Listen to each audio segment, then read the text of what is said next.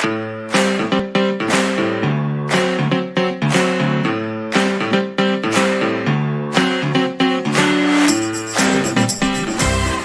teman pemilih, Isai Kabartaka, kembali lagi di podcast KPU Kabupaten Pasir.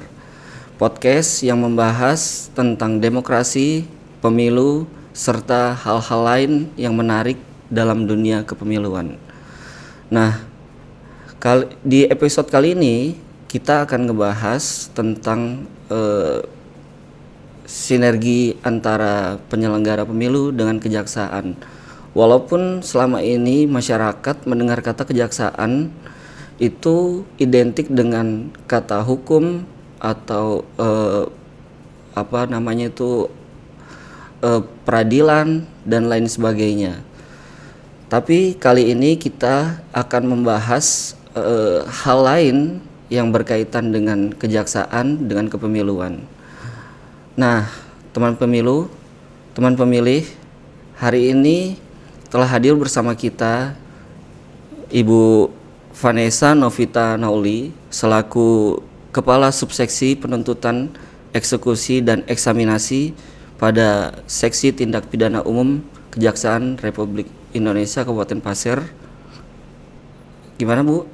Panggilannya Ibu atau Mbak nih? Yang panggil Mbak boleh. Oh, panggil Mbak ya. Mbak Vanessa. Oh, sorry tadi saya salah nyebutkan, harusnya Kejaksaan Negeri Pasir ya? Betul. Ya, betul. Oke.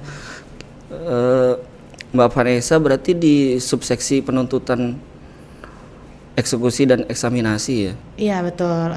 Sebelumnya perkenalkan saya Vanessa Yovita Nauli, SHMH. Saya sekarang di Kejari Pasir jadi seperti yang tadi Mas ya bilang, Kepala Subseksi Penuntutan, Eksekusi dan Eksaminasi. Itu ada di bidang tindak pidana umum. Kalau boleh tahu tuh tupoksinya apa aja tuh?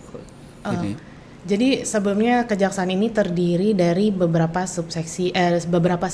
Itu ada pidana umum, pidana khusus, intelijen, kemudian pembinaan, barang bukti, dan juga perdata dan tata usaha negara. Itu ada halnya masing-masing. Tapi kalau saya di pidana umum mungkin yang diketahui sama masyarakat itu kita yang melakukan penuntutan. Kalau ada perkara pencurian, perkara penadahan, narkotika, itu di bidang pidana umum. Kalau ini kan, kalau di KPU tuh kan yang menyelenggarakan podcast ini kan Parhubmas. Kalau sub bagiannya itu Parhubmas dan SDM. Kalau divisinya itu Sosdikli, Parmas dan SDM gitu ya.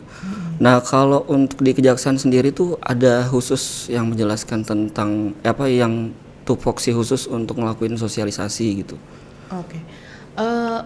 Sebenarnya tergantung sama substansinya apa. Cuman kalau secara general menjelaskan melakukan sosialisasi tentang kejaksaan itu biasanya intelijen. Tapi kalau misalnya biasanya tergantung, misal kalau saya karena saya di tindak pidana umum, kemarin tuh saya beberapa kali sosialisasi ya. Kalau ada terkait pidana umum, kayak sosialisasi di Bawaslu, gitu. Tapi kalau intelijen kita punya programnya jaksa masuk sekolah, jaksa menyapa, nah itu yang sosialisasi langsung ke masyarakat, biasanya ke anak sekolah.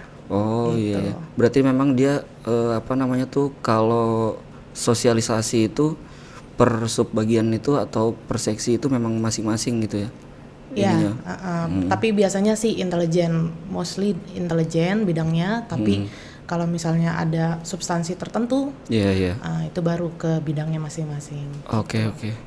Nah, kalau untuk kita ngomongin bersentuhan masyarakat di luar dari apa yang dituntut gitu ya, itu pernah tiba-tiba gitu ada orang langsung nanya, Bu, hukum itu kayak gimana sih?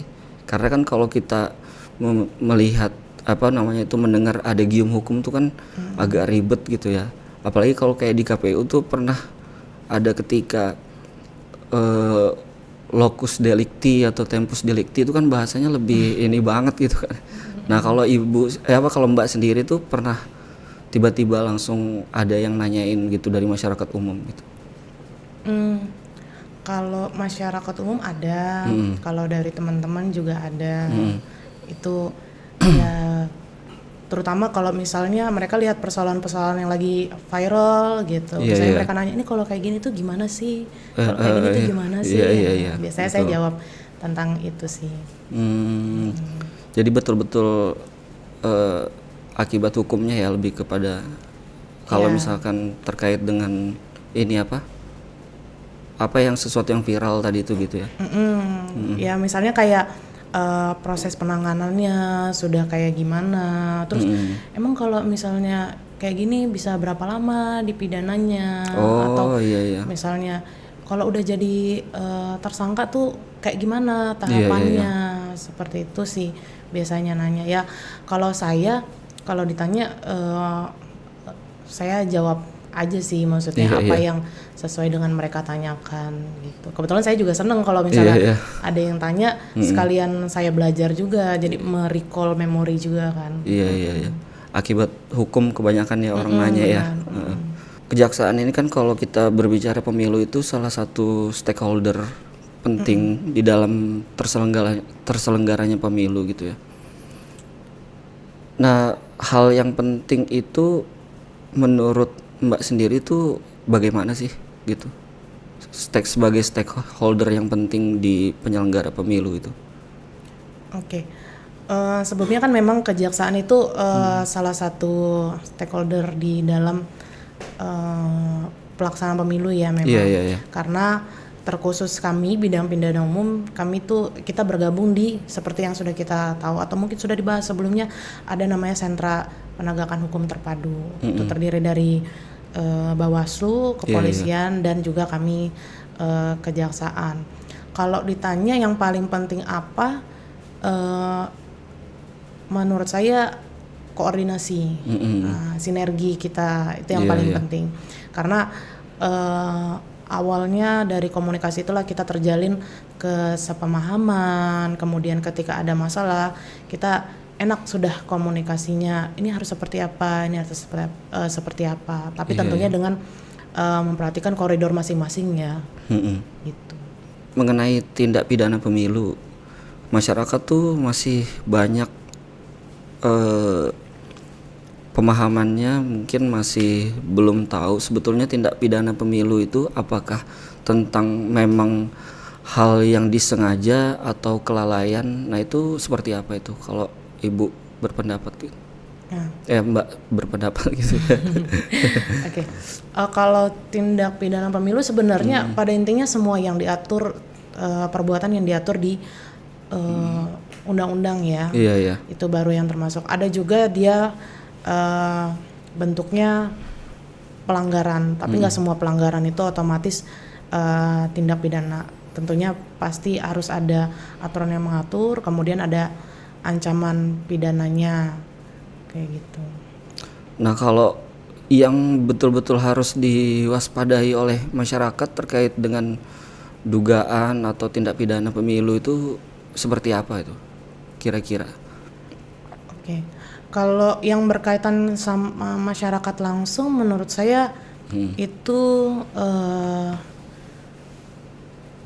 ada beberapa, cuman yang paling common itu terkait dengan integritasnya. Dalam artian independensi pemilih ini. Nah, itu terkait dengan money politik. Kemudian intimidasi.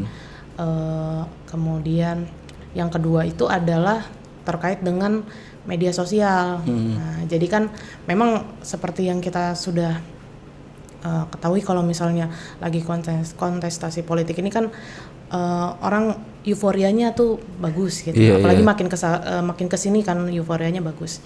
Jadi yang paling sering terjadi juga adalah pelanggaran di media sosial terkait hoax, penyebaran fitnah, ujaran kebencian. Paling yang seperti itu yang banyak terjadi. Kalau dari pemilihan tahun 2020 sampai pemilihan umum 2024 itu kira-kira kasus-kasus dugaan tindak pidana pemilu itu kebanyakan apa itu, Bu? Kalau berkaca yang kemarin itu sempat ada beberapa laporan itu terkait dengan media sosial sih. Iya. Ya, jadi memosting seperti fitnah kayak gitu sih. Cuman kan balik lagi terhadap setiap laporan ini kan ada mekanismenya. Kita lihat juga apakah termasuk pelanggaran, apakah termasuk tindak pidana untuk kita lakukan mekanisme selanjutnya gitu. Kan seringkali tuh masyarakat berpikir tuh, ini cuman pelanggaran kecil nih. Nah, itu tuh sebetulnya sejauh apa sih punya dampak hukumnya atau akibat hukumnya dalam setiap dugaan tindak pidana pemilu itu? Karena kan biasanya tuh kayak yang seperti yang tadi Mbak bilang tuh kan kayak penyebaran hoax gitu ya, atau black campaign lah kalau dulu tuh sebutannya gitu kan. Nah itu tuh sebetulnya sejauh apa sih gitu akibat hukumnya yang bisa ditimbulkan karena itu? Sebenarnya kalau saya balik lagi ke perbuatannya itu, apakah dia bisa diklasifikasikan sebagai pelanggaran atau sebagai tindak pidana? Yang menentukan apa ya peraturan perundang-undangan yang mengaturnya. Kemudian dalam hukum itu kita nggak bisa kayak ini pelanggaran kecil, cuman kayak gini doang. Loh, saya kan cuma repost. Iya. Salahin yang ngepost dong ya. Iya, itu tuh sering terjadi tuh benar. Kalau di hukum kan kita nggak bisa lihat, oh ini pelanggaran kecil, nggak usah lah. Ini pelanggaran besar, nggak usah lah. Tetap kaidahnya adalah batasannya adalah peraturan perundang-undangan. Dalam setiap perbuatan itu pasti kita lihat lagi, balik lagi, apakah dia memenuhi unsur-unsur yang diatur. Gitu. Kalau memang memenuhi ya pasti kita lakukan penindakan seperti itu. Berarti kalau dari pelaksanaan pemilu ke belakang tuh banyak berarti laporan tentang itu ya, dari calon atau dari dari masyarakat sendiri gitu. Sebenarnya kalau dibilang banyak nggak begitu banyak ya. Cuman kita kan ngomong bicaranya laporan yang secara official. Kalau laporan yang secara official ini bisa dibilang nggak begitu banyak ya. Dan kadang setiap laporan itu juga kan pasti kita tindak lanjuti. Kita lakukan pemanggilan untuk dimintai klarifikasi. Itu nanti dilakukan oleh Bawaslu. Itu kadang ada yang nggak datang juga. Kadang ada yang nggak jadilah gitu. Nah saya kurang tahu ya seperti apanya, cuman pasti kita tindak lanjuti. Kalau boleh nih kita mau tahu tuh sebetulnya dari mulai laporan masuk dari masyarakat gitu ya, itu sebetulnya prosesnya kayak gimana itu? Misalkan ada laporan masuk berkaitan dengan tindak pidana pemilu ini. Baik, kalau misalnya ada laporan dugaan tindak pidana, pastinya seperti yang tadi saya sudah bilang, ada Sentra Gakumdu, ada Badan Pengawas Pemilu. Masyarakat bisa langsung melaporkan pertama kali ke Bawaslu, gitu. Tapi tergantung juga kan kalau misalnya di tingkat kecamatan ada Panwas, itu kan udah paling dekat nih, paling gampang kita. Panwas nanti meneruskan ke Bawaslu. Nah kemudian dari laporan tersebut akan ditindaklanjuti ke kepolisian. Nah kepolisian ini akan melakukan serangkaian penyidikan, apakah memang terjadi sebuah peristiwa pidana, apakah memang benar ada alat bukti yang cukup untuk membuktikan tindak pidana tersebut. Nah setelah itu, apabila berkas itu memang sudah dikoordinasikan ke kami selaku penuntut umum, kemudian penuntut umum sudah menyatakan lengkap, berkas itu dilimpahkan ke kejaksaan untuk selanjutnya dilakukan penuntutan. Tapi kalau untuk tindak pidana pemilu ini, kenapa ada Sentra Gakumdu ini? Karena tindak pidana pemilu ini spesial. Saya bilang karena dia penanganannya harus cepat. Nah, karena untuk menjaga hak-hak baik dari peserta pemilihan umum, baik dari masyarakat juga, makanya memang semuanya harus serba cepat. Tapi tentunya tetap memperhatikan peraturan perundang-undangan yang berlaku. Iya. Selama ini koordinasi antara kejaksaan dengan penyelenggara tuh lancar ya. Maksud saya tuh lancar karena tuh kan sebelumnya muncul sebuah persoalan itu kan dari tahapan-tahapan pemilu yang berjalan gitu ya. Itu maksud saya, apakah itu berjalan dengan lancar sesuai dengan karena kan biasanya kan harus ada setidaknya itu koordinasi gitu ya sebelum dilaksanakannya tahapan-tahapan ini kan dilaksanakannya itu kan banyak koordinasi itu. Nah, itu seberapa penting sih menurut Mbak sendiri? Oke. Kalau menurut saya koordinasi itu sangat penting ya. Koordinasi itu kayak tahapan awal untuk kita mencapai sinergi. Itu makanya kalau terkait dengan kan kejaksaan ini memang secara umum dia terkait dengan penindakan. Iya. Tapi kan kami juga bisa memberikan istilahnya pendapat atau ketika ada masalah kita bisa membantu pemahamannya dari segi undang-undangnya. Nah, makanya koordinasi itu penting karena tadi seperti yang Mas bilang fungsinya untuk pencegahan. Jadi baik dari penyelenggara maupun peserta pemilu juga bisa melaksanakan dengan baik seperti itu. Kalau dari berbagai aturan yang berlaku kan, apalagi dengan korelasinya penyelenggaraan pemilu dengan Gakumdu, sentra Gakumdu, kira-kira yang sekiranya itu mudah dipahami oleh masyarakat terkait dengan aspek hukum, pentingnya pemahaman aspek hukum gitu. Maksudnya dari sisi penyelenggara ya. Kalau menurut saya penting banget ya untuk tahu. Memang kalau aturan itu sebenarnya bisa dibaca, bisa dipelajari semuanya. Tapi tetap ada batas-batas tertentu yang harusnya menjadi pemahaman dari setiap penyelenggara. Supaya apa? Karena sama seperti teman-teman di KPU, teman-teman di Kejaksaan dan Bawaslu dan juga kepolisian, ini kita langsung di lapangan. Nah, ketika sudah di lapangan, kayaknya agak sulit ya kalau sebentar saya baca dulu ya. Ini gimana ya? Sebentar ya, gitu kan itu kayak agak sulit ya. Jadi ya pemahaman dasar saya rasa sangat penting. Tapi ya bersandingan juga dengan profesionalitas dan integritas. Gitu. Berarti memang pentingnya aspek hukum itu ya itu hal yang wajib sebelum sebelum peraturan dasarnya secara tertulis gitu ya. Betul. Iya. Seperti apa bentuk koordinasi yang ideal antara kejaksaan dengan KPU ketika mendapati sebuah persoalan atau perspektif hukum gitu? Artinya ketika kita tiba-tiba ada dugaan nih gitu, dugaan money politik, dugaan black campaign yang ditunjukkan ke KPU. Nah, bentuk koordinasi ideal antar KPU dan kejaksaan itu seperti apa? Koordinasi yang ideal kalau antara kejaksaan dan KPU pastinya koordinasi yang aktif dan juga terbuka. Terbuka dalam artian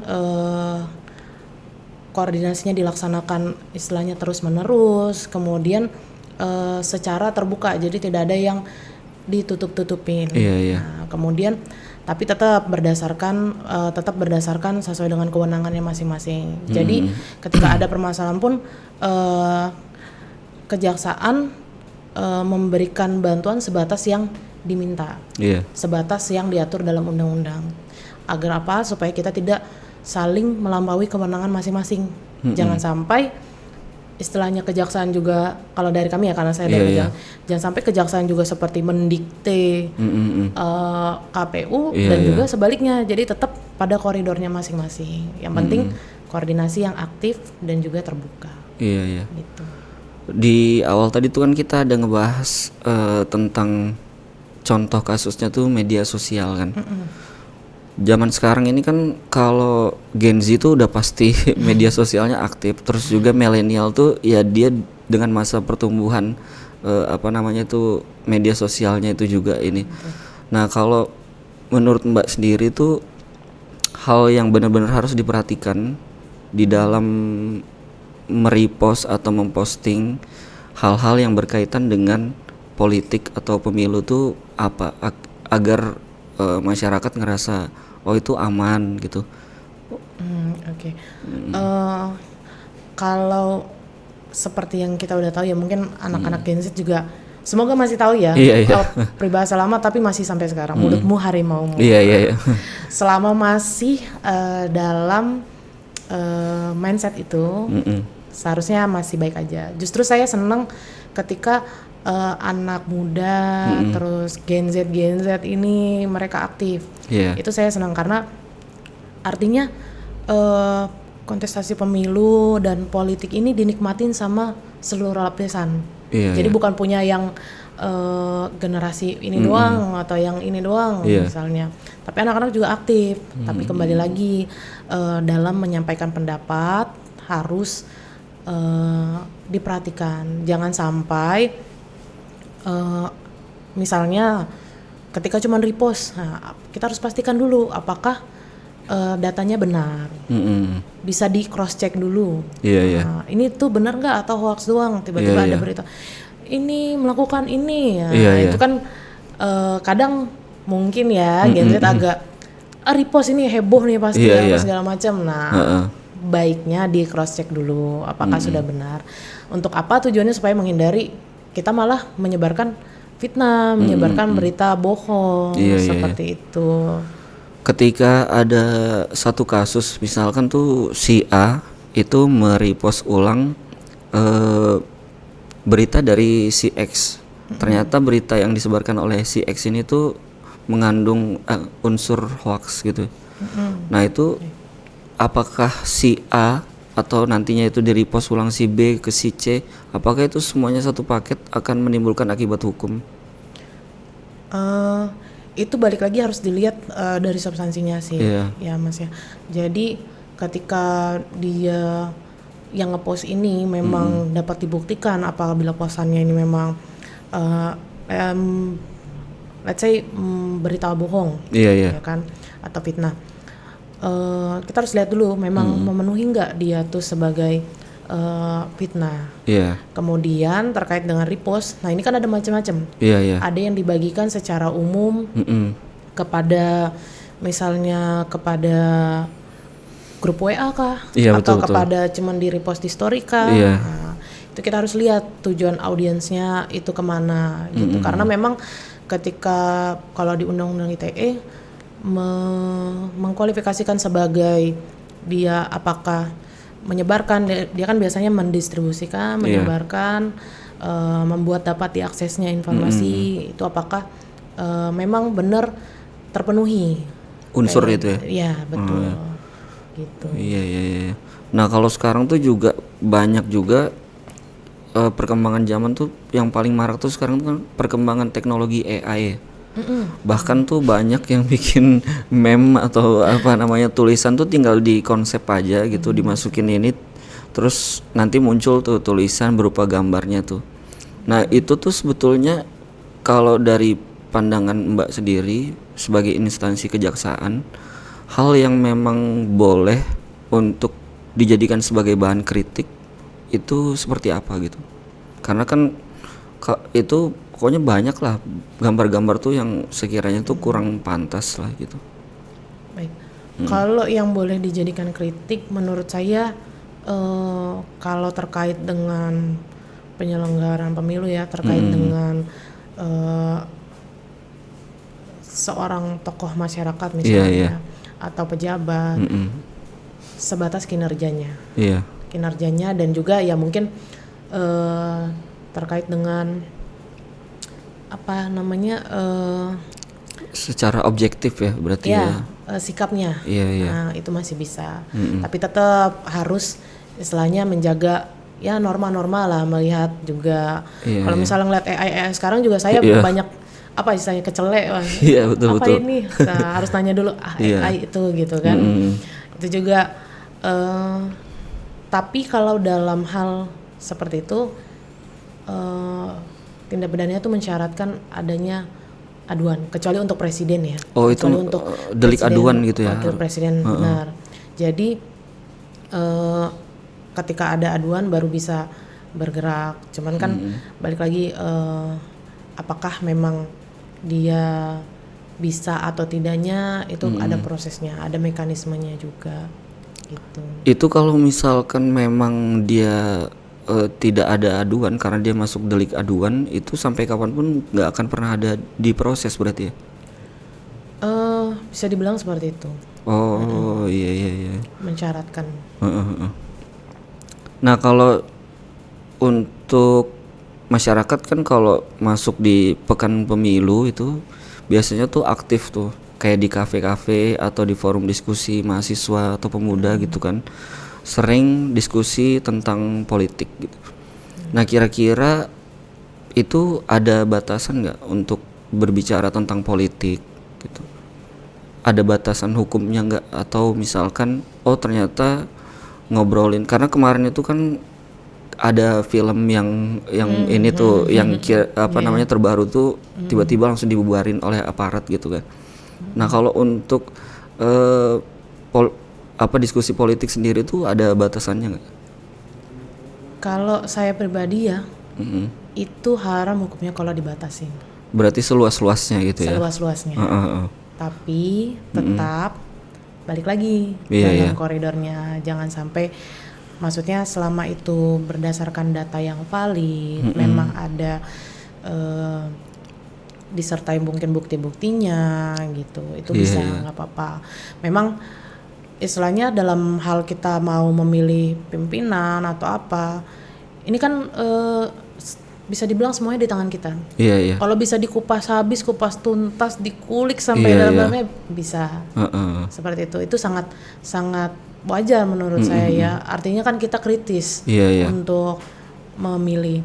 Tapi ya itu balik lagi, selama masih dalam tidak melanggar, dalam artian tidak merupakan fitnah, tidak merupakan berita bohong, tidak merupakan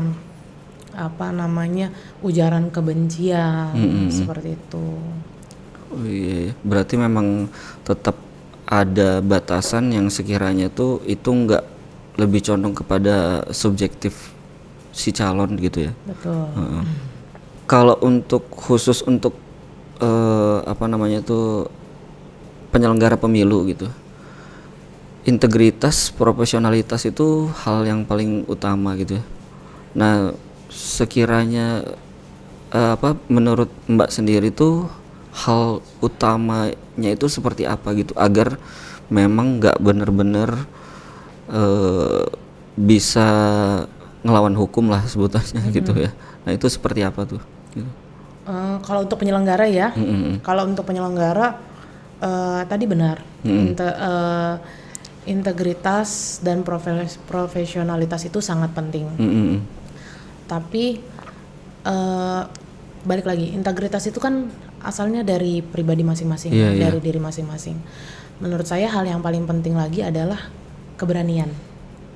Nah, kalau misalnya kita berintegritas, tapi cuman kita simpan sendiri, kita tidak mengeluarkan, itu jadinya sia-sia. Ya, kalau saya sih mengharapkannya para penyelenggara bisa tetap berani. Berani dalam artian berani untuk profesional, berani berintegritas dan menunjukkan integritasnya, dan termasuk berani menunjukkan kalau yang paling penting netralitasnya. Jangan netral disimpan sendiri, enggak. Misalnya saya, ya kami kejaksaan, kami sebagai penyelenggara yang ikut dalam misalnya Sentragam itu Gakumdu, kami netral gitu. Terakhir ini kita sudah tadi banyak banget yang dibicarain, tapi ada satu terakhir lagi nih yang pengen kita iniin. Singkat aja sih Mbak ya. Kalau untuk harapan kepada KPU sebagai penyelenggara pemilu dan masyarakat Pasir agar demokrasi berjalan aman, tertib dan sesuai dengan koridor hukum yang ada, itu seperti apa gitu? Oke. Kalau secara singkat saya bilang mari kita sama-sama menjaga kesakralan pemilu. Iya. Kalau saya pribadi, saya merasa pemilu itu adalah waktu yang sangat penting untuk istilahnya kita meluangkan waktu kita karena terkait dengan masa depan. Iya. Terkait dengan masa depan bangsa seperti apa. Kalau untuk KPU sebagai penyelenggara tentunya harapan saya tetap bisa menjaga integritas, profesionalitas dan juga netralitas dalam setiap tahapan dan juga pastinya koordinasi. Iya. Tapi kalau untuk peserta pemilu, saya harapannya bisa berkompetisi dengan sehat, tentunya. Jadi ya saling menghormati hak-hak masing-masing, saling menjaga dan tidak istilahnya tidak menjatuhkan dengan cara-cara yang negatif. Gitu. Tidak boleh menjatuhkan satu sama lain. Kalau untuk masyarakat, ya pastinya saya mengharapkan sangat berpartisipasi ya. Berpartisipasi ini ada banyak. Tidak harus dia cuman sebagai memilih, gitu. Tapi berpartisipasi juga bisa mengawasi, kemudian juga menyampaikan pendapat. Itu juga salah satu bentuk partisipasi masyarakat. Nah tadi kalau ada bahas media sosial, saya sedikit bahas tentang Gen Z. Kalau Gen Z dan semuanya lah. Hati-hati karena apapun itu terekam dalam jejak digital. Iya benar. Ya, apalagi kalau misalnya anak-anak muda yang nanti bakalan nyari kerja, jangan sampai nanti istilahnya karena terlalu masuk dalam euforia dia jadi terjebak sendiri gitu ya. Terakhir intinya berbeda pilihan itu biasa. Iya. Tapi yang paling penting adalah kita sama-sama tahu tujuannya itu adalah untuk masa depan bangsa, untuk menjaga kesatuan Republik Indonesia gitu sih. Oke. Ini tidak terasa kita ngobrolnya tuh sudah sampai di penghujung obrolan. Makasih Mbak Vanessa sudah hadir meluangkan waktunya untuk di podcast KPU Pasir ya. Siap, dengan semoga bermanfaat. Semoga bermanfaat. Ya. Mungkin agak membosankan sedikit ya bahasnya hukum terus gitu. Iya. Pasti karena kan masyarakat juga tuh banyak ya memang yang perlu pemahaman khususnya memang penyelenggara pemilu gitu. Sekali lagi kita makasih banyak untuk bisa hadir di podcast KPU Kabupaten Pasir. Oke. Baik teman pemilih, tidak terasa kita sudah di penghujung episode. Terima kasih juga buat teman-teman yang selalu hadir untuk nonton podcast KPU Kabupaten Pasir. Jangan lupa nantikan podcast KPU Pasir di episode selanjutnya. Olomanen Asobuen Siolondo, hari esok harus lebih baik dari hari ini. Bye bye.